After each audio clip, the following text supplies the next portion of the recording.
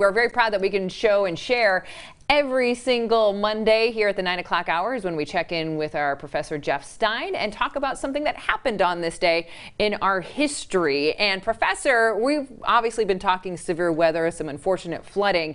Don't really think of what you're going to be talking about today when it comes to the state of Iowa.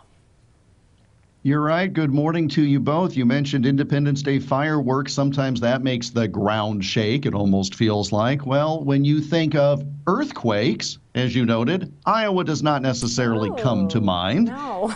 But the land that is now the state of Iowa has, in fact, had a few earthquakes over time. The area around Sioux City in western Iowa is actually more prone to earth tremors than many other parts of the state. Now, that's because of the Missouri River and rather hilly terrain. Still, though, the likelihood is quite low. I'm not sure anybody in Sioux City needs to worry about earthquake insurance just yet, but it was on this day, July 3rd, 1858, that the Sioux City area was shaken by an earthquake, and it was the first earthquake in Iowa documented by reliable historical records. The New Madrid, Missouri earthquakes of 1811 and 1812 that were felt in Iowa, those may have been stronger, but the lack of good data, of course, makes it hard to accurately assess that. The 1858 earthquake, which occurred on this date, was followed relatively soon after by another moderately strong one. That was on October 9th of 1872. That quake was felt by a 3,000 square mile area, including adjoining parts of the Dakotas. Just 5 years after that, November 15, 1877, another earthquake felt throughout Iowa and eastern Nebraska, as well as in parts of Missouri, Kansas, both Dakotas, Wisconsin, and Minnesota.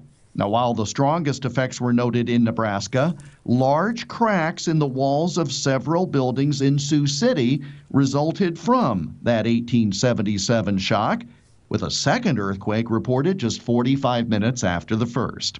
But newspaper reports of the time described the tremors as of sufficient force to shake pictures and crockery from their places when the earthquake struck Sioux City on this date in 1858.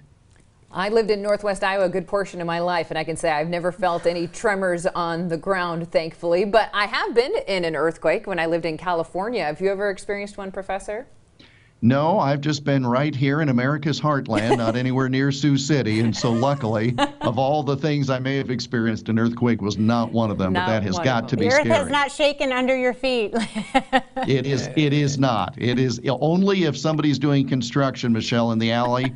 That's the only reason that this building would be shaken. I have to say that's kind of what it felt like. Where I grew up in a small town, we had an alley behind us, and quite often a big semi would go down the alleyway, and it would just kind of shake the windows and rumble the house a little bit, and that's what it reminded me when I'm California. Or railroad tracks. Or railroad tracks, railroad tracks not too far from, When I lived in California, and it felt like that. I was like, what's going on? They're like, it's an earthquake, and I was like, ah! And then it's over and done with. But unbelievable that we can still experience those here, as you said, in the heartland. Amazing story, Professor, something that did happen in history here in the great state of Iowa on this day. If people want more details, where should they go? IowaAlmanac.com, Jackie. It's got this story and everything we've talked about in past days. IowaAlmanac.com. And people need to check out that website tomorrow because you'll continue to talk about something that happened on the 4th of July here in the great state of Iowa as well. We will have a story posted there, and it has to do with, well, let's just say beverages. There's your key word for the day, beverages. Beverages. I like it.